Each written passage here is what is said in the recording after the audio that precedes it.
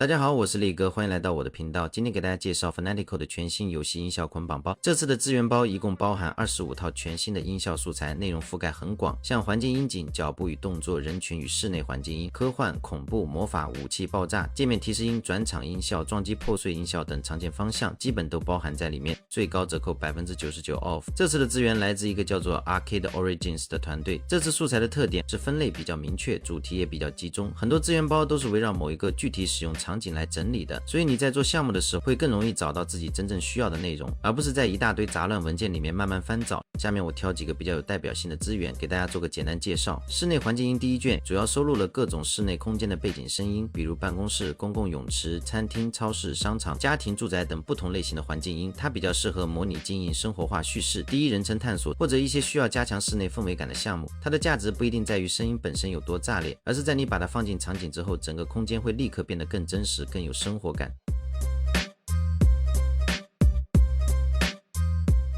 自然环境音第一卷偏向自然场景，像风声、树林、鸟鸣、野外背景声，这些都属于很常见的内容。如果你做的是开放世界、生存游戏、治愈系探索，或者有比较多户外地图的独立游戏，这类资源通常都很实用。很多时候画面已经有了，但只要环境音没有铺好，场景就会少很多感觉。这种包主要就是用来补充这一块的内容。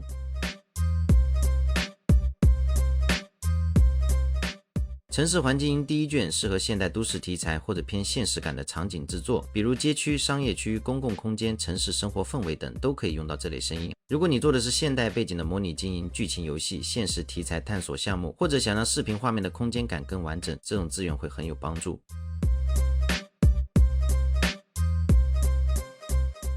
脚步与动作音效第一卷，脚步声这种素材很基础，但也非常重要。角色走路、跑步、停下移动，不同材质地面的反馈，这些细节看起来不起眼，但对玩家的操作感和角色反馈其实影响很大，可以用于动作、潜行游戏、解谜项目，或者任何有角色移动表现需求的作品。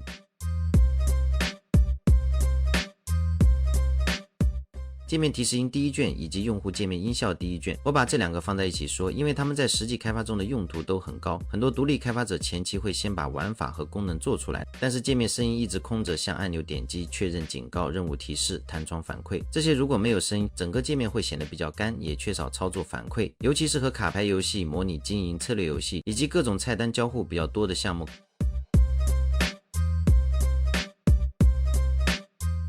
科幻音效第一卷，这个包主要适合未来感和科技感比较强的项目，像电子设备、机械运作、高科技操作反馈、未来界面提示等内容，通常都可以归到这一类。如果你做的是太空题材、科幻射击、赛博风格或者未来感比较强的界面系统，这种资源会比较容易派上用场。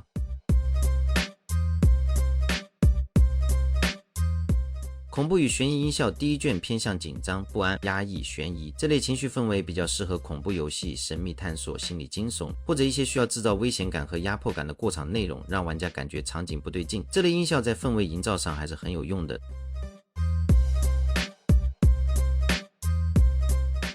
时间关系我就不一一介绍了，包里面还有汽车音效、农场环境音、雨声与雷声、自然元素、魔法与奇幻、武器与爆炸等很多不同方向的内容。而且最高档除了这25套音效包之外，还额外附送10套音乐包。不过我没看到这些音乐包的信息。如果你的游戏项目需要通用型音效，例如环境氛围、界面提示音、转场音效，或者你想一次性补齐批评时常用的声音素材，可以去看看这个资源包，也许可以帮助你更快把项目的声音层次搭起来，省下不少到处找零散素材的时间。我会把链接放在简介和置顶留言里面。如果你想看到更多游戏开发相关的资源介绍，记得关注我的频道，并且一键3连，你的支持是我更新视频的最大动力。我是力哥，我们下次再见。